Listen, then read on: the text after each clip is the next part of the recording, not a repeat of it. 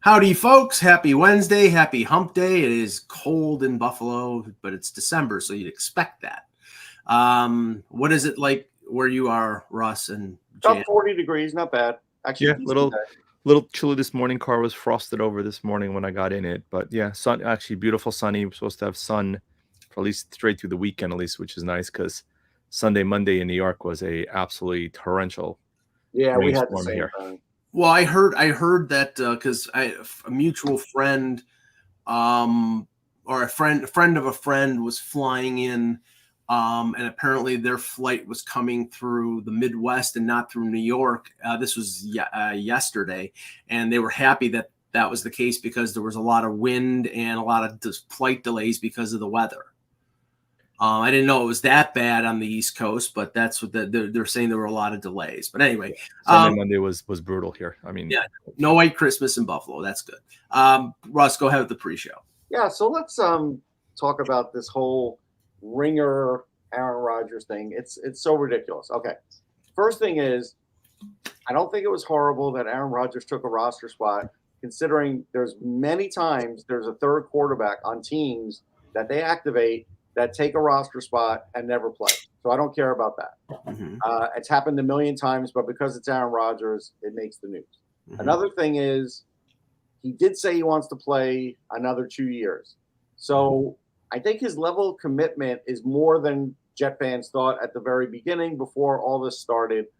The fact that some people think that he scammed the team because he was maybe going to come back. I mean, I think we all knew when he would come back and why he would come back. And the thing is, it's Joe Douglas that scammed the team. He's been around since 2019 and has failed to put together a decent offensive line. So really, Aaron Rodgers hasn't done anything wrong here. Maybe he got a few of his buddies there. I get it, but that's about it. I'm not going to agree with what the Ringer was saying, but I the thing is, Jan, from like the outside New York perspective,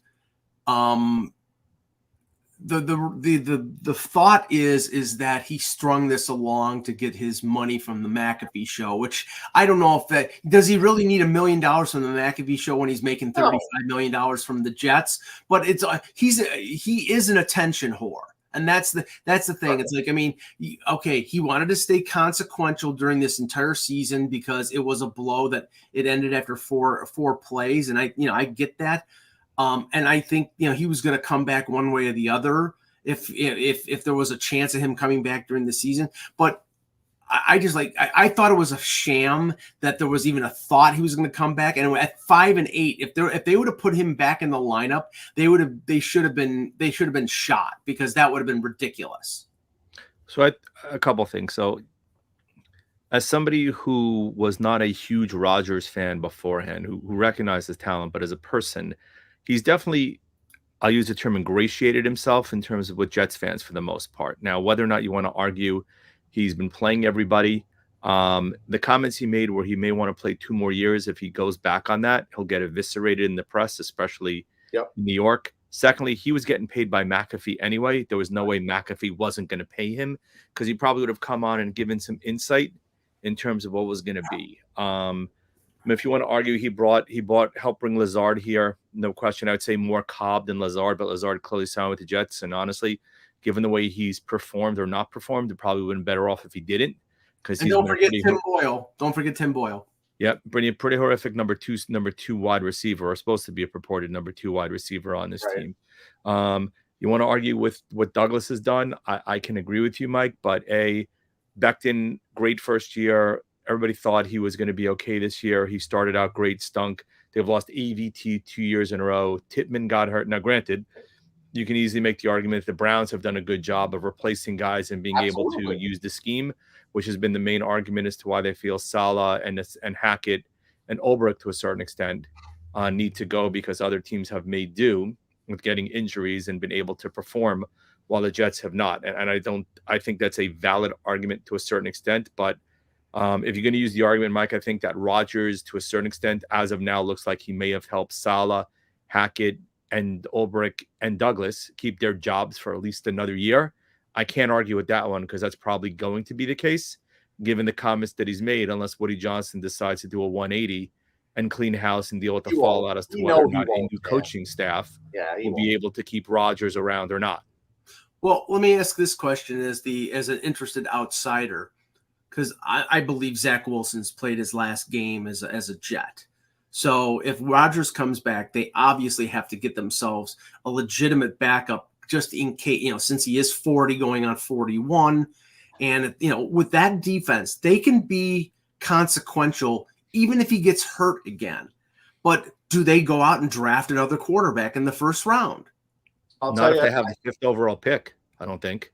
Well, they're not going to. They're not drafting a quarterback. I can tell you that. Maybe they'll draft one in like the 4th, 5th round. They're not drafting it with the first pick. The other thing about Rodgers is that since he is coming back next year, like Jan said, everybody's coming back. There's nothing we can do about that. But just Zach Wilson's gone. Mekhi Becton is gone. And if you look at most, they're not re-signing him. He's not. He didn't. They didn't extend the option for his 5th year going into the season. So he's gone, and that's where most of the failure for Joe Douglas appears, is offensive line, tight end, the usual spots.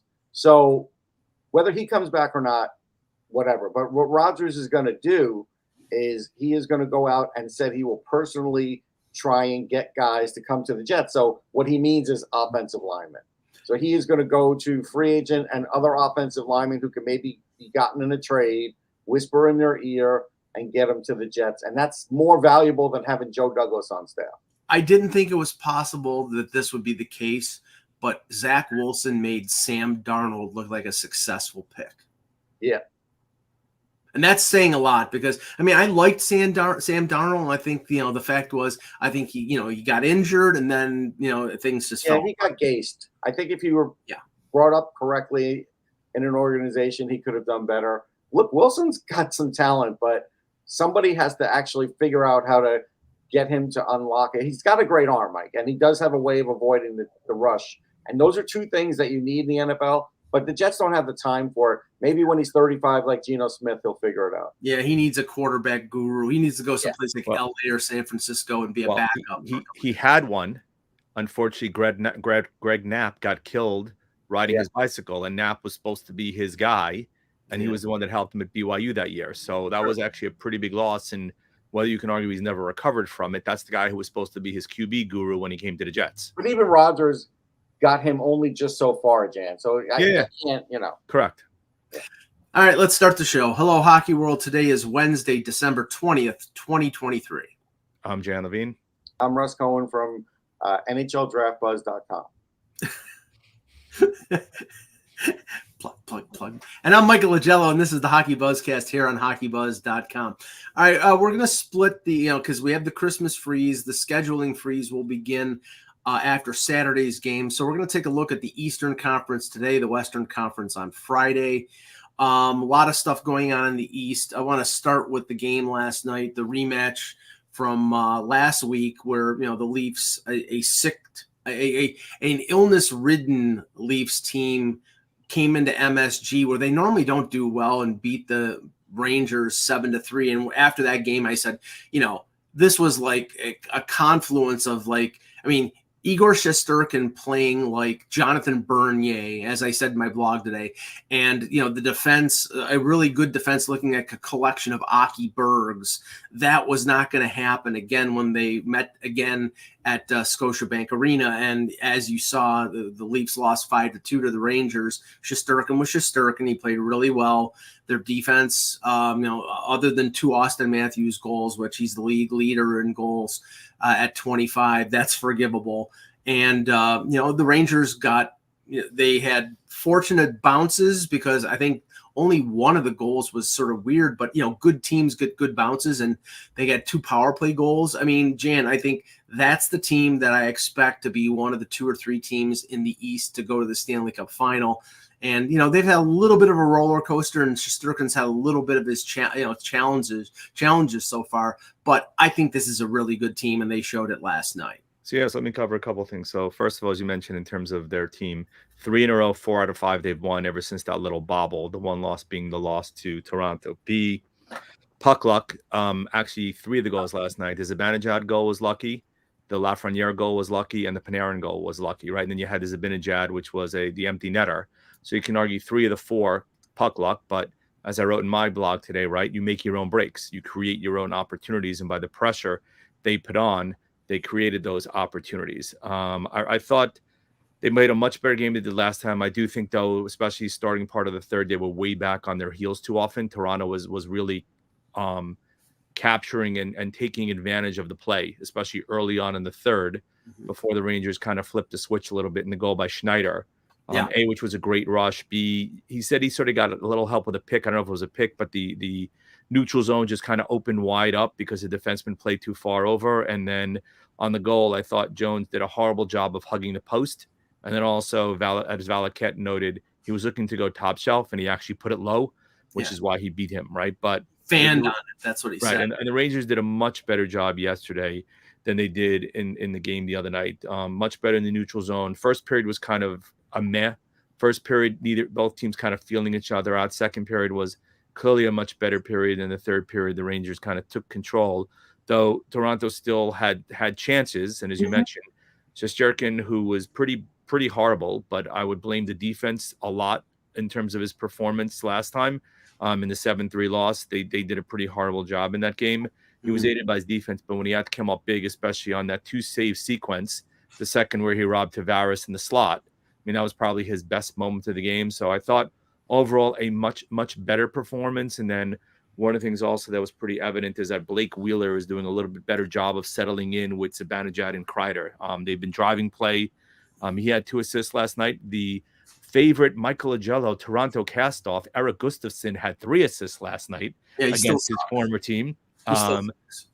Still sucks, but your guys would love him on the blue line right now. So please come on. Right now with Giordano out and Klingberg out for the year, and them having to play William Lagesson.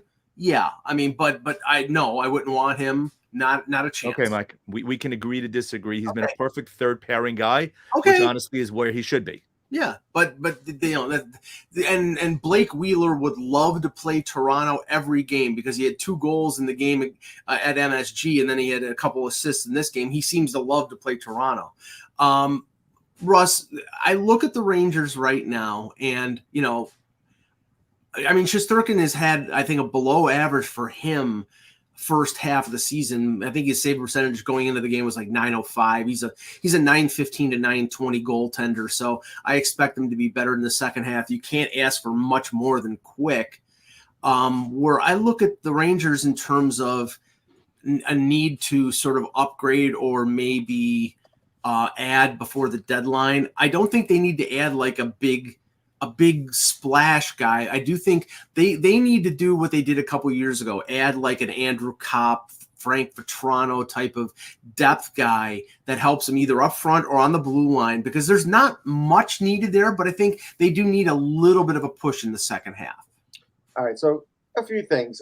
Just because the chat room's right, not trying to correct you, Jan, but Wheeler did have 3 assists. Okay, it looked like 2 when I looked at the NHL.com and Yahoo this morning. They both seem to indicate 2 in the box score when I saw it this morning. Oh, okay. So maybe they took one off because last night they said he had. I know it was 3 on the broadcast last night, but I checked this morning when writing to my blog, and it looked like 2 there. He just kills the Leafs, so there you go. So yeah, but it's good because even when they were back in Philly, that line was just starting to click. Wheeler kind of dropped off from there and has picked it up. I think Schneider has picked it up a lot this year. I'll give Laviolette some credit for that, because last year I felt like he was a little stuck in the mud, and so now this year, that extra development's good because you saw what the Rangers are like without Miller. They need Keandre Miller. They need Miller, Lindgren, and Fox no matter what. They go nowhere if they're missing one of those 3. They have at least those 3. They can go places. I don't think they need to add anybody like Frank Vetrano. I think, honestly, that if they were smart, they would bring up at some point this season, bring up Matthew Robertson, because he's like a missing ingredient on the blue line, see what he can do. And then if you need a, 2-way 4th line guy, fine, bring him in, because there's some upgrading that could be had there. But I wouldn't mess with the chemistry much on this team, because I wouldn't want to see them make changes just to make changes. Well, no, I'm not saying change for the sake of change. I mean, obviously they want Kakko back. They want Hedl back from the injured list. Right. But I think in terms of the playoffs, do you want to depend on Gustafson and Zach Jones? Yeah, well, I'll tell you, I would depend on them. This is the Gustafson that does well for Laviolette. So I am not a Gustafson fan either, but I did at least acknowledge I understood why they were doing this because he had success under Laviolette. Right. And he's continuing to have success for him. So why in the world would I say that was bad? And I believe in Zach Jones, and I always have. So, but I think Robertson is a guy that if you bring him up, that's some more physicality. He doesn't have to play all the time, but he may have to play in case somebody gets injured. If you want to bring up somebody else that could spell VC once in a while because VC has good games and bad games, fine. But I don't think they need to do too much, and I don't think they need to bargain with the draft picks. I don't think they need to trade or bargain against the future. I think they're in pretty good shape. It'll depend on how injuries are for them. But last year, their chemistry got screwed up with Kane, and it screwed up their season. Hopefully, they learn from that this year, and they say, yeah, you know what? Sometimes a slight move is the best move. Tyler Mott, part 3. No. But I do think, the only thing that was problem with Robertson bringing him up, Russ, is Jones can't be sent down without passing through waivers. And I don't think they're going to send them down. I don't think they have the cap to try to carry both of them. Bench and see what you got in Robertson for 5 games. It's not going to kill Zach Jones. You don't have to send him down. You could I'm just saying from a cap perspective, though, right? They're trying to maximize cap room. So that's the only point I'm trying to make. And then I think in terms of forwards, the guy that may end up getting a look is Brendan Hoffman down the road. I don't think right away. I could see maybe in about another month. It's possible he gets another look, especially as you get a bit more clarity on whether or not Hedl and or Kakko will be back. And I'm not expecting Kakko, honestly, back until the playoffs start when you don't have to worry about the cap implications. Yeah. All right. So let's work from the bottom on our way up here in the conference. The news since we last had a show was the Ottawa Senators firing DJ Smith. Not shocking, but I thought there was a chance that he was going to last through the season. Apparently that was the intent. The intent was to keep Dorian and DJ Smith through the season and then make a decision on them. But the Pinto situation and the penalty of a first round pick made it necessary for them to fire Dorian. And then, DJ Smith, they were there were chance of fire DJ, and the team is just wallowing right now. Now they've only played 27 games, and they have 22 points. I think they're second worst in the league. Yeah, they're 1 point ahead of Chicago and San Jose. So they're really with the talent that team has. That's an absolute disgrace.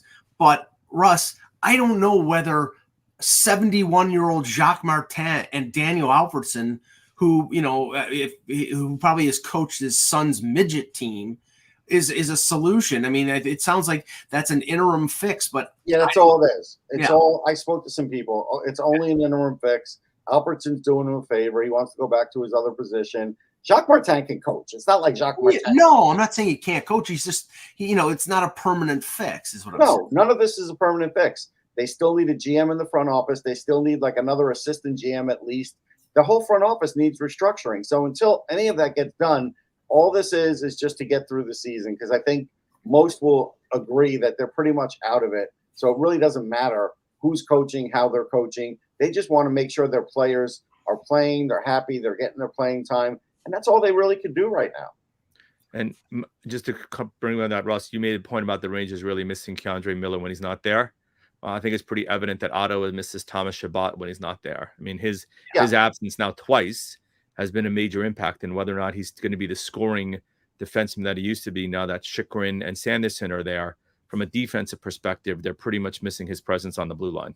I think they're going to trade him, though. I think because they have Chychrun and Sanderson, I think they could part with Chabot and redo that blue line because Chychrun I think has another year after this year, right? But he's going to expect a big raise, right? But he'll get a big raise. Maybe Tyler Cleven's ready next year, who's physical. They need to also, in the same way that I was talking about Buffalo the other day, they need to get a more balanced defensive unit, and they need to get solid goaltending, and they really don't have either yet.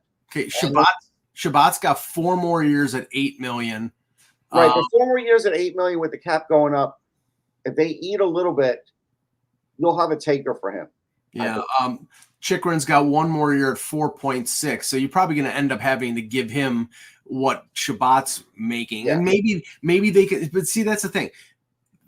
Defensively, I think what their problem right now with Shabbat is that he has gotten hurt twice. And his durability over the last year or so has been sort of called in question. Yeah, well, that's because they put so much mileage on him. Right, and that's exactly what I was going to say. When you're playing a guy 29 minutes, yeah, I mean, come on. It's just. But if he goes to another team and he's not the number one guy, he'd still be very valuable. So I think if I were them, that's what I'd be looking to do. And I do still think they need another real good veteran, not Tarasenko, a guy who could be there almost like a Pavelski type, that can work with with some of the younger players, but not be a one-dimensional me guy like Tarasenko. You mean somebody like Claude Giroux? Oh, excuse me, sorry. Yeah. Well, listen, Giroux has been a help, but they need somebody else like Claude Giroux. That's the problem. Right, and Giroux's had a good year really last year. The thing is, and I think it was a good point. I think it was Jeff Merrick that made the point, is that it was 1 year. No, it was Jason York who was on Jeff Merrick's show. The Tarasenko move, the DeBrincat move. It was 1 year or 2 years too early for those moves. It was sort of like the Phil Kessel move in Toronto back in the day. You don't add Phil Kessel when your team is rebuilding. You add it at the end of the rebuild when you're trying to contend. And they added a scorer like DeBrincat, hoped that he would re-sign there. He didn't want to re-sign there, and then they ended up not getting as much for him that they traded for him. I think Dorian added DeBrincat to sell tickets. They needed to sell tickets, and that sold tickets. I think that was why that happened. Okay, moving up the chain here, and we'll link them here because they played last night, and it was probably one of the more embarrassing games for the Buffalo Sabres. It was their worst performance this season, probably in the Kevin Adams era. Probably was one of their most embarrassing performances. A 9-4 loss to Columbus, and unusual for the Sabres. They scored the first goal because normally they fall behind. They scored the first goal and then gave up the next 7. And talking to a couple Columbus reporters, even leading 7-1, they said, well, this game isn't over yet. And because Toronto came back from 5-0 last week, and it got to 7-4. And I think Buffalo almost scored to make it 7-5. And then Columbus came down and added 2 goals, and then it was over with. So let's take the Columbus side first. This is an organization right now. Pascal Vincent tried to be Mike Babcock light early in the season, Jan. He was sending Kent Johnson down to the Lake Erie Monster or the Cleveland Monsters. He was benching Patrick Laine. They were playing Laine at center, which I was told by somebody that was Laine's idea to play center because he wanted to do anything he could do to help the team. But they're really, they added, they brought back Werenski from injury. They added Provorov. They added Severson.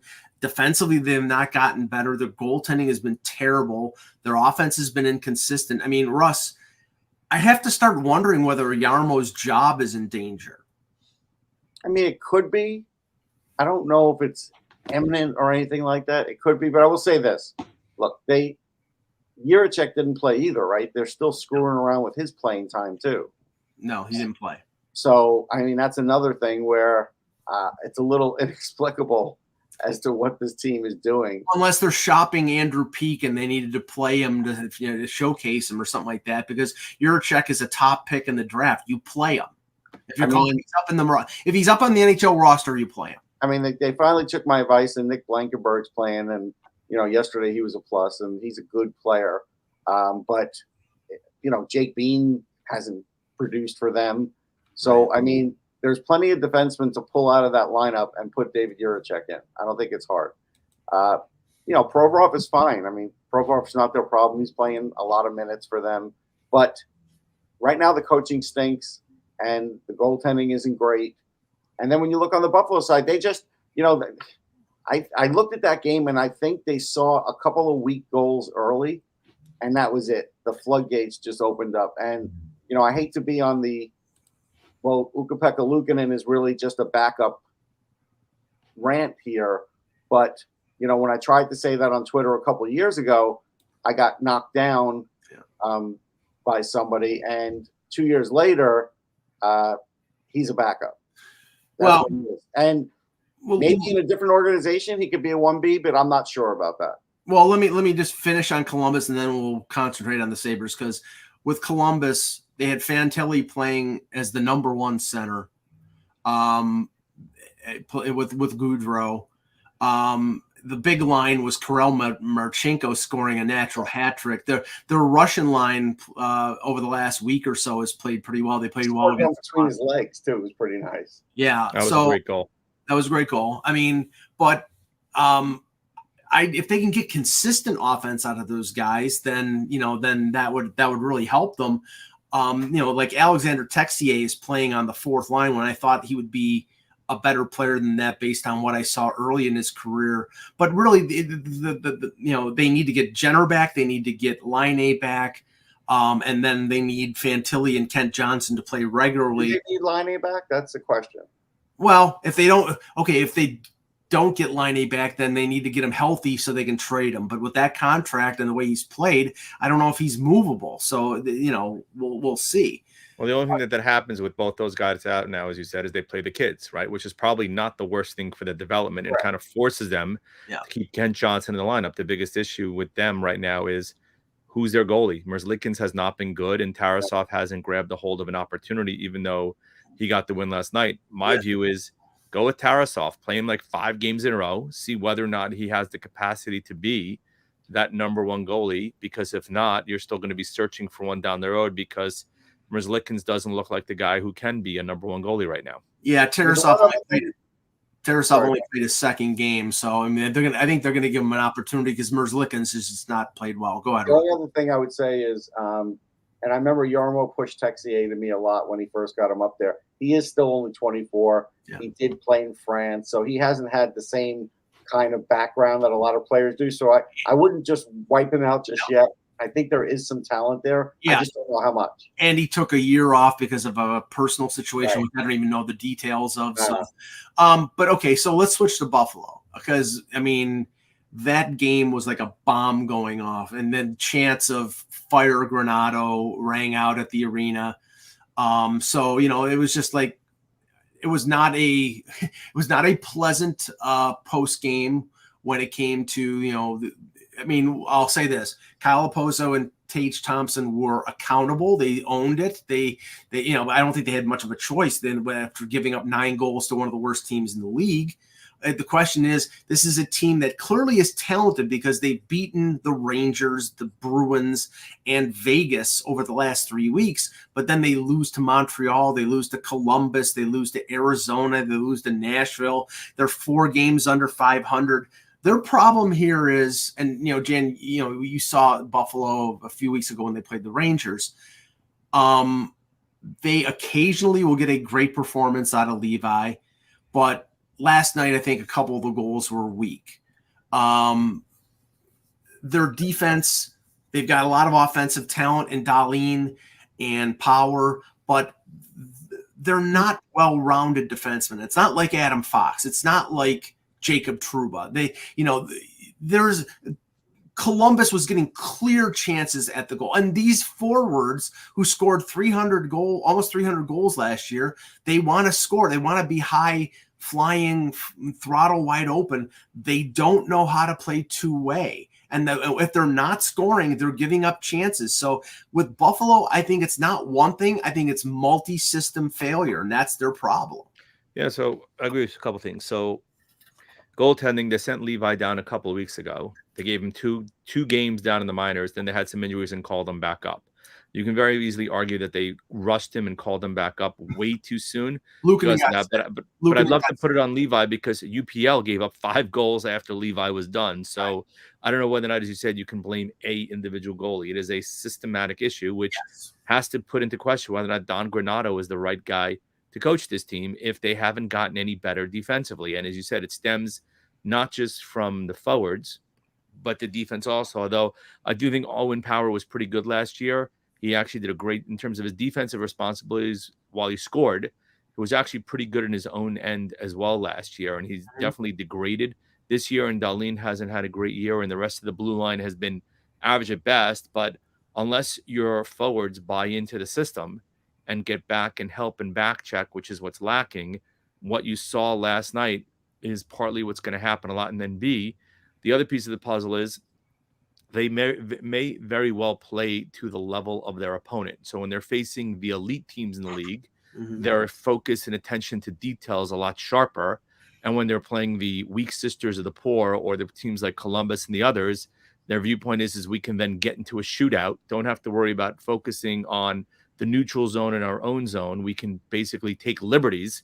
And by doing so, leave our goaltender out to dry. And if you don't score on the other end, they come back down and they score on your end. And all of a sudden you end up with games like we saw yesterday. Russ, I mean, this is the thing. And we've gone at this about the Sabres since the summer. You know, I would have gone out and gotten a veteran backup or a veteran number, you know, a 1B to play with Levi if they were intent on playing Levi in the NHL. I didn't trust Luukkonen. Luukkonen has been as up and down this year as he was last year. And Comrie got hurt again this year, and ever since he came back has not been good. But if you were intent on going with Levi, you had to upgrade your defense significantly instead of going out and getting a top four defenseman, which they have the assets to go out and get. They were the rumors about Pesce and Hanifin and other guys. Instead, they went out and they signed Connor Clifton, who's a bottom pairing guy, and a veteran Eric Johnson, who's probably in the last year of a really good career. And what they needed to do was add one of those guys like Pesce and move Henry Jokiharju down to the second or third pairing. And that would have made their defense deeper. I don't know if he's a second pairing defenseman, and Power and Jokiharju yesterday were -4 against the Blue Jackets. They didn't improve their defensive core, and they didn't really upgrade their goaltending. So they're ruining what they sow right now. All right. So a couple things. Jokiharju is not good, and they need to give up on him at some point. I get that he has some offense in his game, but they're hanging on with him, and I don't get it. For about 10 minutes yesterday on SiriusXM, I was the GM of the Buffalo Sabres. So here's what I said I would do. I would put Devin Levi right back in Rochester and tell him to go win a championship. This isn't the year for him to be up in the NHL. He needs AHL games. They should have kept him there, like Jan said. That was, to me, pretty obvious. Even if you have to trade Casey Middlestat, go and get a defenseman. If you need to get one from Boston, get one from Boston. If you need to work out a deal with Calgary and you can maybe sign Hanifin long-term, then work out a bigger deal with that. You got to do something like that. They can't keep bringing back the same kind of defenseman. They have to bring back a good puck-moving, rock-solid defender. They can't just bring back even a McCabe now they're missing in the worst way. They're missing guys like that on the blue line. Then they need a goalie. So if that means you have to get Jake Allen and you sign him to a 2-year extension, then that's what you do until one of your other goalies are ready, because they just need anybody to walk in there and just give them NHL average goaltending. Now, it's a shame because, you know, they basically said that the rebuild's over. You know, it's 12 years later, so they were on their second rebuild, I suppose. And now it's kind of like they need a retool. And Kevin Adams has to see that. He can't look at this team and say, well, you know, things just went awry and it's just not working out. It's the same stuff as last year. Had you gotten a goalie at the deadline last year, you'd have made the playoffs. Maybe that goalie would still be on your team this year. So what they failed to do last year is hurting them again this year. I think their own opinion of what they think the team is a lot better than what the team is. Not to say they don't have a lot of good parts, but they're not a good team. And so for me, I would worry about Don Granato's job at the end of the year, because as well-liked as he is, they're not listening to him. Yeah, I think if you hear the players defend him like that, that is the first thing that happens before a coach gets fired. I think the other factor here is, Russ, he signed a 2-year extension and it hasn't even started yet. So if you think he's going to get fired, I don't think it's the case. You bump him upstairs or you make him a scout or whatever. Yeah. But he's not the right coach for this team.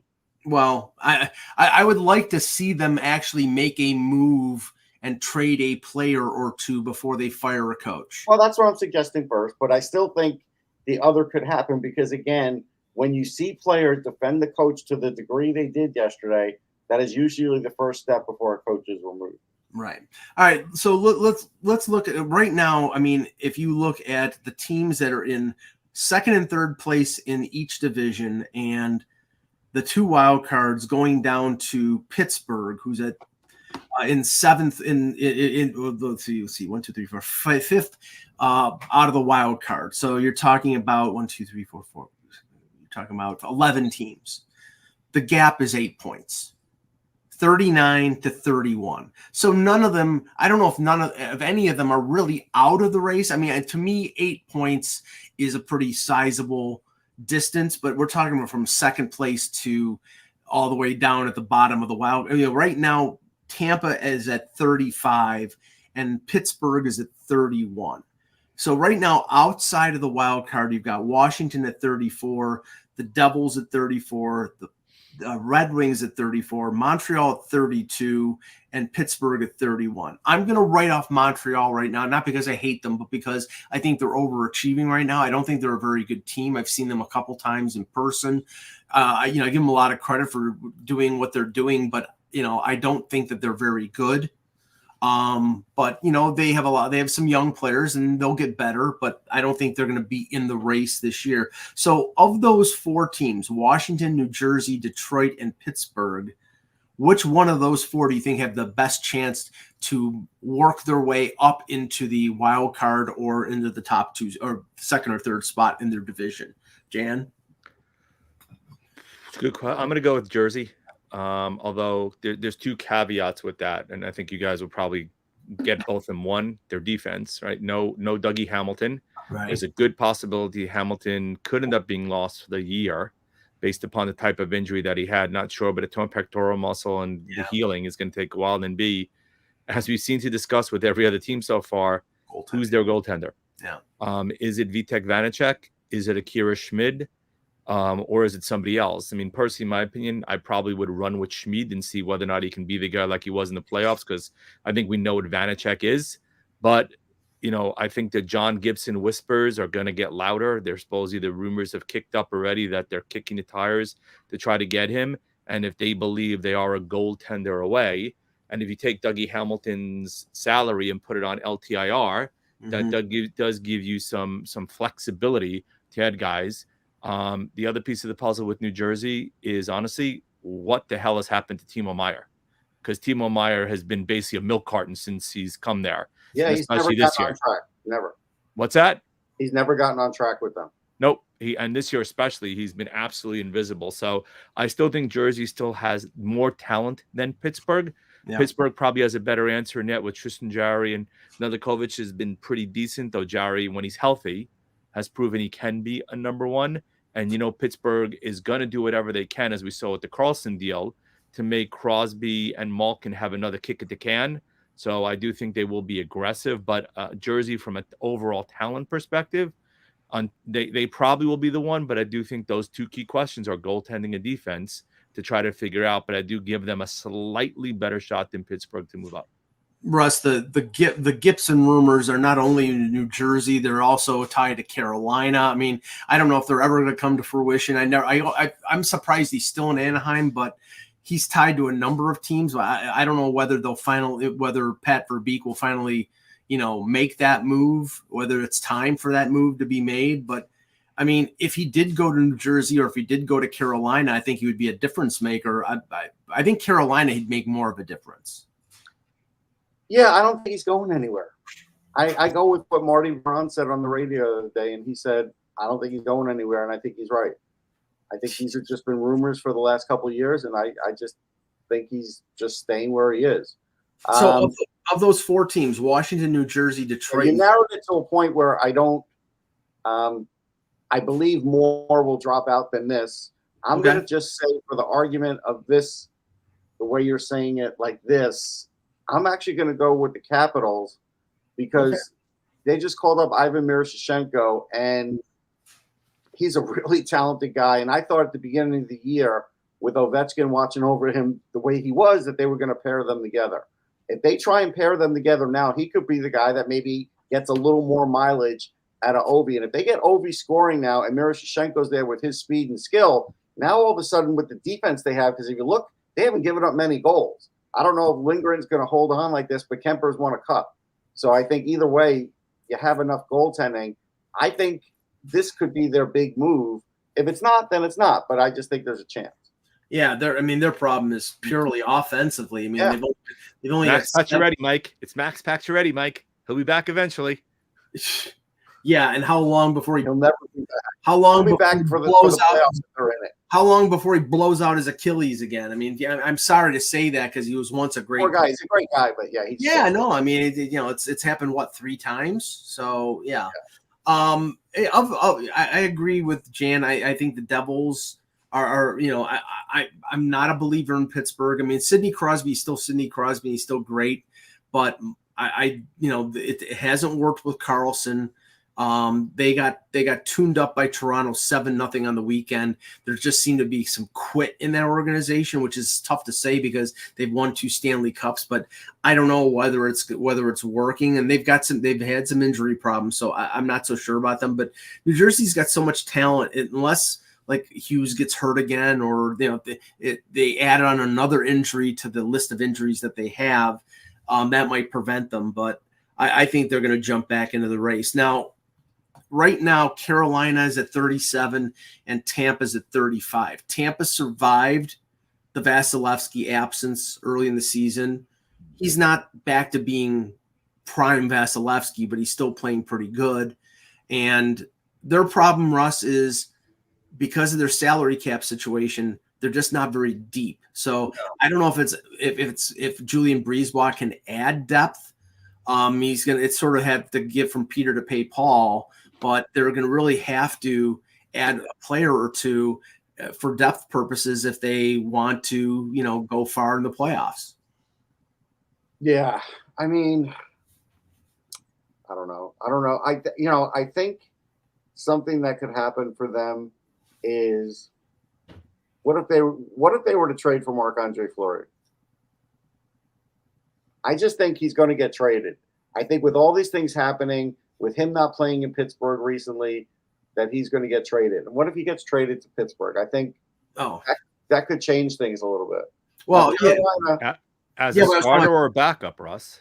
I was talking about Tampa. Oh, Tampa, yeah. I'll get with Tampa, but I wanted to say that because we passed over Pittsburgh. No, I didn't pass over Pittsburgh. I just think Pittsburgh. I don't think Pittsburgh. I said this 2 weeks ago. I don't think Pittsburgh. I think Pittsburgh is done. I mean, it's tough. I don't think they're done, and I think if they could get Fleury, he could spark them. So Jan, it's whatever he would do to do. Now, as far as Tampa, yeah, their defense isn't great. I mean, Hedman's having an all-time year again. Their defense isn't great. Alex Barbelet was finally playing, and maybe he's not going to be the guy we hoped he would be, or maybe it'll take a little while. I just don't think they have enough. And Sergachev may have gotten hurt last night. I think they're falling out of it. I think Carolina's getting lucky because Freddie Anderson's coming back, but I think their issue is Don Waddell is still yet to figure out their goaltending situation, and now he's just put a plug in there, a guy from the ECHL, and fine, maybe you can survive that until Freddie's ready, and then they're going to go with what they go with every year. It's just wash, rinse, repeat. Carolina with their goaltending issues, Jan. I think Kochetkov could be their number one. Look, we all think that, but he hasn't done it yet. I agree with you. The problem with Anderson, right, as you're well aware, right, is great regular season, playoffs is a whole nother ball game, right? And they've added pieces around in Carolina right now, but as you said in Tampa Bay, I think the big issue is their blue line, right? You have Hedman, although Hedman's been playing banged up and missed some time.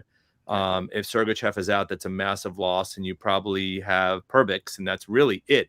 Of their top 6, given how many guys that they've lost. And then up front, I mean, what is this, number 4, 5, 6, 7th chance for Barbelet in Tampa? I forgot how many times he's bounced back and forth to that organization. It's literally like a rubber band there. But they're also thin because they robbed Peter to pay Paul. But hey, you know what? You as you said, but you went, look at this way, give me a couple of cups and I'll worry about the downstream impact down the road.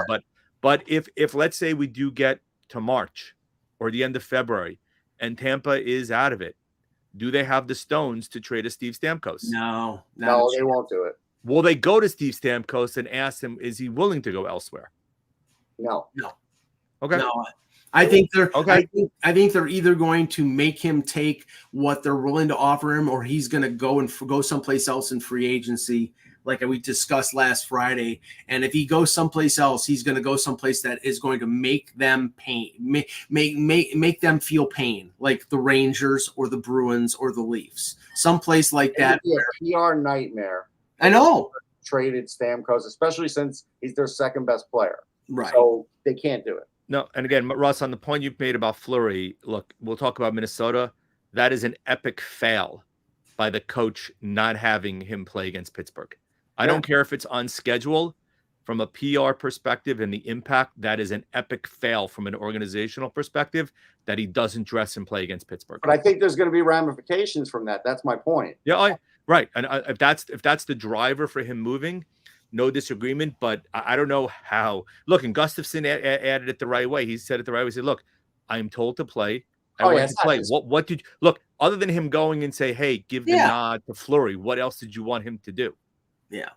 All right, just quickly here in the remaining 5 minutes on the teams second and third in each division. Philadelphia, I mean, we talked about them a lot on Off the Post, Russ. I think they're overachieving. I don't think it's going to last. I think they're going to fall back in the second half of the season. They're playing all their veteran guys like Couturier way too much. They're playing the Sean Walkers and the Nick Sealers way too much and the Mark Stalls.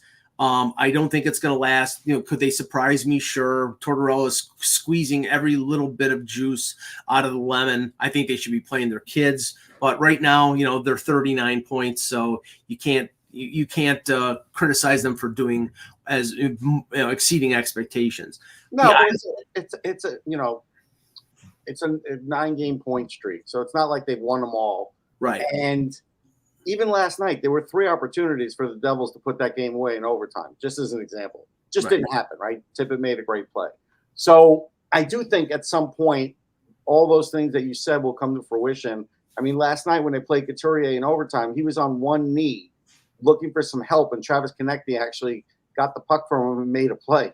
But he was dead tired, dead on his feet, had played 23 minutes, over 23 minutes. It's too much. 2 days ago, he was supposed to have supposed to be able to take off from the game besides having, a day off from practice. And he couldn't because of the illness that's going through with the Flyers. That's the other thing. Carter Hart has some sort of illness now that's been keeping him out. And to me, he looks thin. So I don't know if he's getting back anytime soon. So right now, Urson's like playing the best hockey of his life. But all of these things could start to wear away after the Christmas break. I think that's when you see teams get a little more serious because they know there's less season left and they need points. Yeah, the Islanders right now, uncharacteristically, have 101 goals against, and I don't think that Sorokin is still playing well, but they're just defensively not. I think what they're trying to do, Jan, is they're trying to generate offense, by taking more risks, and they're saying, okay, we've got Sorokin back there. The problem is that they're still not converting that much. They only have 97 goals, but they're barely hanging on to third place in the Metro. Yeah, I mean, the Islanders' issue is the same issue that's always been, right? It's the lack of offense. I mean, that's kind of been the key issue with the team. I mean, Sorokin has been great. Noah Dobson is having a Norris caliber type season. Mm-hmm. Barzal has kind of woken up with Horvat lately, and those two have seemed to show some chemistry, but they're still scratching Wahlstrom a ton. They still don't have that secondary scoring unless you believe in Simon Holmstrom, who's been great, especially shorthanded. But they need offense, and that's been the big problem. But they are on a run. And we talked earlier in the year, right? How long can you go with relying on Sorokin to pull a Henrik Lundqvist and give you 2-1, 3-2 wins before he starts to break down? If they can get secondary scoring from guys like Palmieri, who's been pretty decent, right? Then we all know they're going to rack Zach Parise, right? He's going to come back within the next couple of weeks. Look, make all the fun you want. He still scored 20-plus goals last year. Yeah. So whatever you want to say, he still was one of their top scorers on that team last year. And if he can provide them that secondary scoring, he's doing a Matt Sundin. He's coming back from the second half of the year. Yep. So if he can do that, right, they're a team that could be dangerous because they have the one key element that several of the other teams don't have, which is that stud goaltender. I mean, has anybody seen Zach Parise like at Roosevelt Field Mall or hanging out at Eisenhower Park?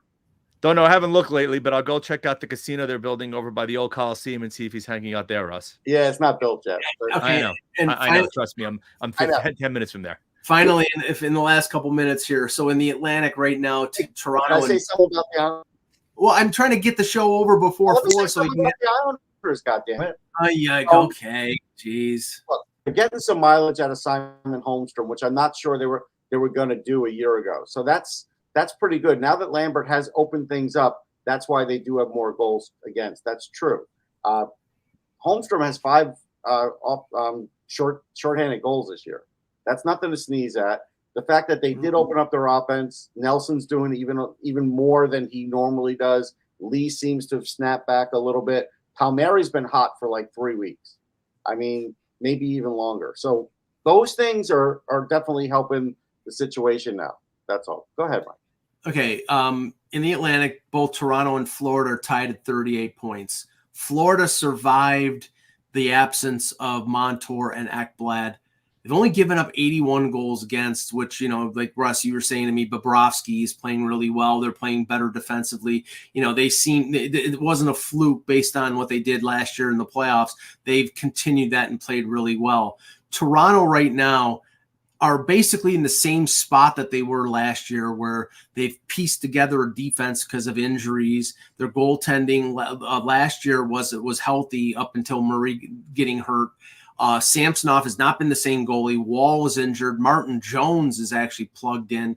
I don't know if what Toronto is right now is sustainable, because they were just on I think it was a 12-game point streak, and that ended against the Rangers. So I expect the Leafs to fall back a little bit, because until they get Wall back as their number one. Because I don't know can Austin Matthews maintain this pace? He's on a 65 to 70 goal pace right now. He scored 60 a couple years ago. Why not? Yeah, no, he can maintain that pace, and it does wallpaper over a lot of their problems. I mean, the key to them, it's going to be the week of the deadline. Who's healthy? Who's going to make out the season? And what could they possibly do to upgrade the team? If they don't make the right upgrades, like we've been saying all year, they're not going to beat Boston. They're not going to beat a team like the Rangers. Whoever they're matching up against, they're going to have trouble with. I don't think they can make any upgrades with their cap situation. Yeah. But we'll discuss that, going further. But all right, Jan, I know you got to get going. Thanks for joining. We'll be back on Friday with another edition of the Hockey Buzzcast. For the incognito Russ Cohen and Jan Levine, I'm Michael Agello. Thanks for watching. And remember, without the buzz, it's just hockey. Witness protection.